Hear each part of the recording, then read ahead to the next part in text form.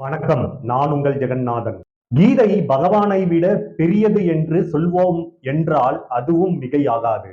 கிருஷ்ணரே சொல்கிறார், கீதா ஸ்ரேயகம் திஷ்டாமி கீதாமே சோத்தமம் கிருஹம் கீதா ஜானம் உபாசிரித்ய த்ரிந்து லோகான் பாலயம் யகாம்.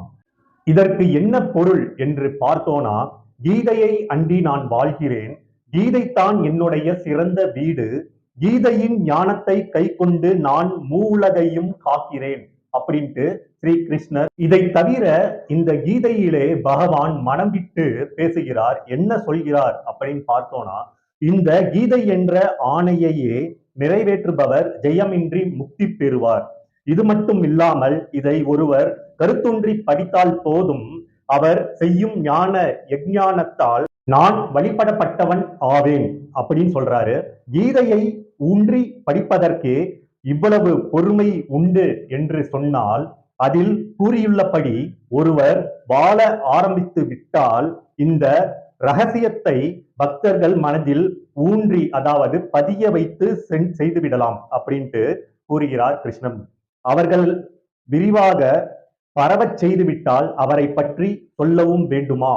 அவர் என்ன என் ஆருயிர் அன்பர் ஆவார் என்று சொல்கிறார் ஸ்ரீ கிருஷ்ணர். பகவானுடைய உயிரை விட பிரியமானவர் என்று சொல்வது கூட மிகையாகாது. பகவான் இப்படிப்பட்ட பக்தர்களுக்கு கட்டுப்பாடு விதிக்கிறார் அப்படின்ட்டு தன்னைத்தானே பெருமையாக சொல்கிறார் பகவான் ஸ்ரீ கிருஷ்ணன்.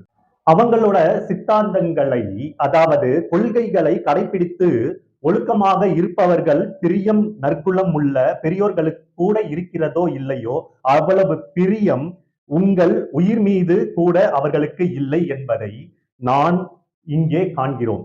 கீதையோ பகவானுடைய ரகசியங்கள் எதையுமே போதித்து முக்கியமான கட்டளைகளை இதை ஒருவர் ஏற்று கடைபிடிக்கிறார் என்றால் அவரை பகவான் நம் உயிரை விட அதிகமாக நேசிப்பதில் ஒருபோதும் மிஞ்சுவதில்லை என்று ஸ்ரீ கிருஷ்ணர் கூறுகிறார். கீதை பகவானுடைய மூச்சு காற்று, பகவானுடைய ரத்தம், பகவானுடைய சொல்லாலான வடிவம். ஒருவருடைய உள்ளத்தில் கீதை, சொல்லில் கீதை, செயலில் கீதை, புலன்களிலும் உடலிலும் சாட்சாத் கீதை, முக்கியமான எல்லா மனதிலும் கீதை இருக்கிறது என்று அழகுற அமைந்து விட்டால் அவர் சாட்சாத் கீதையின் வடிவானவர் அப்படின்ட்டு சொல்லப்படுது.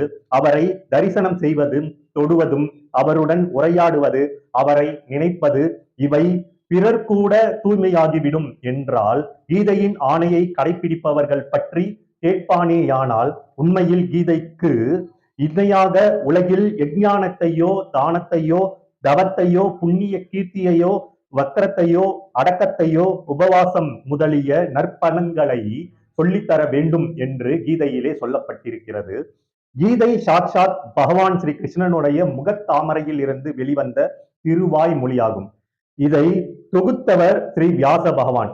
பகவான் ஸ்ரீ கிருஷ்ணன் அவர் உபதேசங்களின் எவ்வளவு பக்திகளை பகுதிகளை ஸ்லோகங்களாக வெளிப்படையாக வெளிவந்து சொல்லியுள்ளாரோ அவற்றை உள்ளது உள்ளவாறே ஸ்ரீ வியாசர் அப்படியே இந்த நூலில் உபன்யாசம் செய்திருக்கிறார், அதாவது போதித்திருக்கிறார். பகவான் கூறிய சில வசன உபதேசங்கள் ஸ்லோகங்கள் செய்து அதோடு சேர்த்து கொண்டு அர்ஜுனன், சஞ்சயன், திருதராஷ்டிரர் இவர்கள் அவங்களுடைய முறையில் கூறிய அனைத்தையும் கூட ஸ்லோகங்களாக செய்து அவற்றை சேர்த்து கொண்டார் என்று சொன்னால் அது மிகையாகாது. ஆக இந்த 700 ஸ்லோகங்களான முழு நூலும் 18 அத்தியாயங்களாக பிரிக்கப்பட்டு மகாபாரதத்தில் சேர்க்கப்பட்டுள்ளது. இன்றும் இவ்வுலகில் இதை பற்றி நமக்கு இந்த வடிவில் கிடைத்துள்ளது என்றால் நமக்கு ஆச்சரியமானவை என்று சொல்லப்படுது. கீதையின் உட்கருத்திலே கீதை ஆழம் காணாத ஆழம் கண்டிராத ஞானக்கடல். இதற்கு எல்லையில்லா ஞானம் கருவூலம் நிரம்பி நிற்கின்றது.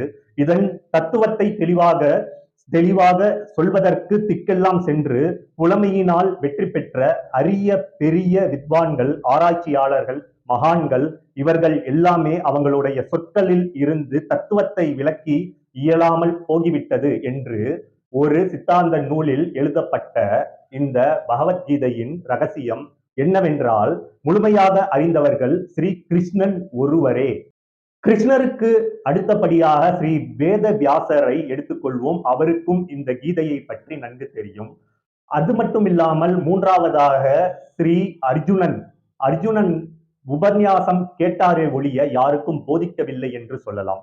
அது மட்டும் இல்லாமல் இத்தகைய ஆழமான கடினமான இந்த ஸ்ரீமத் பகவத்கீதையை ரகசியமான கீதையின் கருத்தையும் பெருமையையும் என்னை போன்ற ஒருவராலும் புரிந்து கொள்வது என்பது ஒரு சாதாரண பறவை எல்லையில்லா ஆகாயத்தில் பறந்து அளவிட முனைவது போலத்தான் இருக்கிறது.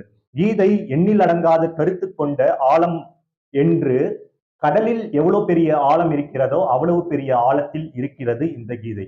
கடலில் ஆழத்தில் மூழ்கி மூழ்கி எழுந்தால் ரத்தினங்கள் கிடைக்க போவது போல கீதையின் கடலில் ஆழத்தில் மூழ்கி எழுந்திருந்தால் ஞானம் வெட்கை உள்ளவர்களுக்கு புத்தம் புதிய ஞானம் உருவாகும் என்றும் தனி சிறப்பு உள்ளவர்களுக்கு கருத்துக்கள் வடிவான ரத்தின குவியல்களும் கிடைக்கும் என்று பகவத்கீதையிலே சொல்லப்பட்டிருக்கிறது. ஆகாயத்தில் கருடன் பறக்கிறது, பிற பருந்துகளும் பறக்கிறது. ஆனால் கீதையிலே எல்லோரும் அவங்களுக்கு தெரிந்த கருத்து ஏற்ப சில அனுபவங்களை தன் காதல் மூலியமாகவோ படிப்பதற்கு மூலியமாகவோ வாங்கிக் கொள்கிறார்கள். ஆகவே ஆராய்ந்து பார்க்கும்போது அனாதி காலமாக அஞ்ஞானத்தால் கட்டுண்டு சம்சார கடலில் ஆழ்ந்திருக்கும் ஒரு ஜீவன் பரமாத்மாவை அடைய செய்கிறான். அவன் கீதையின் முக்கிய நோக்கம் என்று தெரிய வருகின்ற பொழுது அதற்கான தெளிவான உரையை கீதை கூறுகிறது. அவற்றை கடைப்பிடித்தும் தம் உலகியல் கடமைகளை மனிதர் சரிவர செய்து விட்டால் பரமாத்மாவை அடைய முடியும். பரமாத்ம தத்துவத்தை நடைமுறையில் கையாளும் அற்புதமான உத்தியை கீதை புகட்டி நமக்கெல்லாம் சொல்லி கொண்டு வருகிறது. தகுதிக்கு ஏற்றவாறும் திறமைக்கு ஏற்றவாறும் அவர் கூறிய 2 நிஷ்டைகளை கீதை எடுத்துரைக்கிறது. அவை என்ன என்றால், ஒன்று ஞான நிஷ்டை, அதாவது சாங்கிய யோகம். 2வது யோக நிஷ்டை, அதாவது கர்ம யோகம். இங்கே நமக்குள் ஒரு கேள்வி எழுகின்றது. சாதாரணமாக எல்லா சாஸ்திரங்களிலும் பகவானை அடைவதற்கு 3 முக்கியமான வழிகளை காட்டப்படுகின்றது. என்னென்ன வழிகள் என்றால் கர்மம், உபாசனை, ஞானம். இந்த 3லும் காட்டப்படுகிறது. கீதையில் மட்டும் இந்நிலை எப்படி 2 நிஷ்டைகளை சொல்லப்படுகின்றன? கீதைக்கு பக்தி சித்தாந்தத்தில் மதிப்பு இல்லையா? பெரும்பாலோர் கீதை பக்தியாக சிறப்பாக எடுத்து கூறுவதற்காக அவர்கள் இதை படிக்கிறார்கள். பகவானும் பக்தியின் பெருமைக்கு அங்கங்கு தெளிவாக சொல்லி இருக்கிறாரே ஒழிய பக்தியின் மூலம் பகவானை அடைவது எளிது என்ற கேள்விக்கு ஒரு எடுத்துக்காட்டாக பகவான் இதிலே கூறியிருக்கிறார். சாஸ்திரங்களில் கர்மம், ஞானம் என 2ஐ தவிர 3வது உபாசனை என்று சொல்லப்படுகிறதோ அது இந்த 2ற்குள்ளும் அடங்கும். பகவானும் தானும் வேறல்ல, ஒன்றே என்ற பகவானுடைய செய்யும் உபாசனை சாங்கிய நிஷ்டையில் அடங்கும் என்று ஒருவர் கூறுவார். ஒருவர் பகவானை தமக்கு வேறாக எண்ணி கர்ம மார்க்கத்தில் ஈடுபடுகிறாரோ அது யோக நிஷ்டையில் அடங்கும். சாங்கிய நிஷ்டைக்கும் யோக நிஷ்டைக்கும் இதுதான் முக்கிய வேறுபாடு என்று பகவான் ஸ்ரீ கிருஷ்ணன் கூறுகிறார். இவ்வாறு தியானத்தினால் மட்டும் பகவானை அடைந்து விடலாம் என்று கூறப்படுகிறது ஒழிய அந்த தியான யோகம் பகவானும் தானும் ஒன்று என்ற பாவனை செய்யப்படுமானால் சாங்கிய நிஷ்டையில் அடங்கும். தான் வேறு பகவான் வேறு என்ற நோக்கில் செயல்படுமானால் அது யோக நிஷ்டையில் உள்ளடங்கியது. கீதை பகவானை அடைவதற்கு முக்கிய சாதனமாக பக்தியின் கூறுகிறது என்று மக்கள் நினைப்பது சரியாக இருக்கும் எனில் கீதையில் பக்திக்கு மிக உயர்ந்த ஸ்தானம் கொடுக்கப்பட்டுள்ளது. அநேக இடங்களில் பகவான் அர்ஜுனனை பாவித்து அர்ஜுனனை பக்தன் என்று கூறியுள்ளார். ஆனால் கீதை நிஷ்டைகள் என்று 2ஐத்தான் மதிக்கிறது. அது 2லும் யோக நிஷ்டையில் உள்ளடங்கியுள்ளது. ஏனெனில் பக்தியின் பகவான் வேறு பக்தன் வேறு என்ற தவைத்தை பாவனை உள்ளது.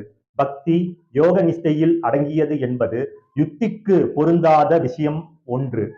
யோக நிஷ்டையில் பக்தி எவ்விதம் அடங்கியுள்ளது என்பது பற்றி மேலே ஆராய போகிறோம் என்று நின்றபடியாக கூறுகிறார் கிருஷ்ணர்.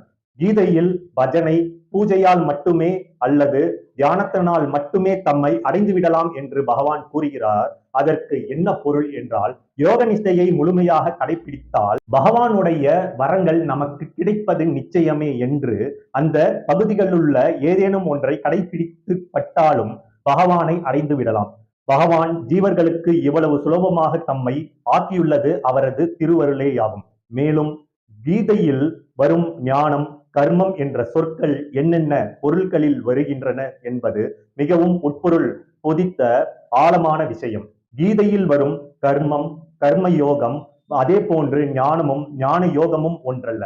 கீதையின் படி சாத்திரங்களில் விதிக்கப்பட்ட கர்மங்கள் ஞான நிஷ்டை, யோக நிஷ்டை என்ற இரு நோக்கங்களிலும் இருக்க முடியும். கர்மங்களுக்கு ஞான நிஷ்டை விரோதம் கிடையாது. யோக நிஷ்டையிலோ கர்மங்களை சரிவர ஆற்றுவது சிறந்த ஸ்தானம் என ஏற்கப்பட்டுள்ளது. மாறாக கர்மங்களை செய்யாமல் கைவிடுவது பகவத் பிரார்த்தனைக்கு இடைஞ்சலாக இருக்கும் என கருதப்படுகிறது. மேலும் அர்ஜுனனை யோக நிஷ்டையில் நிலை பெற்று கர்மங்களை செய் என்று ஆணையிடுகிறார் பகவான் கிருஷ்ணர். அதே போல ஸ்லோகங்களிலும் சாங்கிய நிஷ்டையில், அதாவது ஞான நிஷ்டையில் நிலை பெற்று கர்மங்கள் செய்வது பற்றி கூறியிருக்கிறார். காரிய கர்மங்களுக்கு இரண்டு நிஷ்டைகளுமே இடமில்லை. காமிய கர்மங்களில் ஈடுபடுபவர்களை பகவான் கீழ்த்தர அறிவுடையோர் என்று சொல்லி இருக்கிறார். கீதையில் ஞானம் என்ற சொல்லுக்கு ஞான யோகம் என்று மட்டுமே பொருள் உள்ளது. அதன் பயனாக விளையும் தத்துவ ஞானம் என்றும் பொருள். எல்லா சாதனைகளுக்கும் பயன் ஞான நிஷ்டைக்கும் யோக நிஷ்டைக்கும் எது பயனோ அதையும் உண்மை ஞானம் என்று கூறுவார். அதுவும் ஞானம் என்றால் சொல்லாலே குறிப்பிட்டு இருக்கிறது என்று பொருள். அதாவது பின்பாதியிலும் ஞானம் யோகம் பற்றி கூறியிருக்கிறார். ஞானத்தில் பயனான தத்துவ ஞானம் பெறுவது பற்றி கூறியிருக்கிறார். இவ்விதம் மற்ற இடங்களிலும் சந்தர்ப்பத்திற்கேற்ப பொருட்கள் பார்த்து கொண்டு உள்ளோம். இதை இன்னமும் பார்க்க நாம் தூண்டுகிறது. இனி நிஷ்டை என்றால் என்ன, ஞான நிஷ்டை என்றால் என்ன, யோக நிஷ்டை என்றால் என்ன, அடுத்த பகுதியிலே பார்ப்போம்.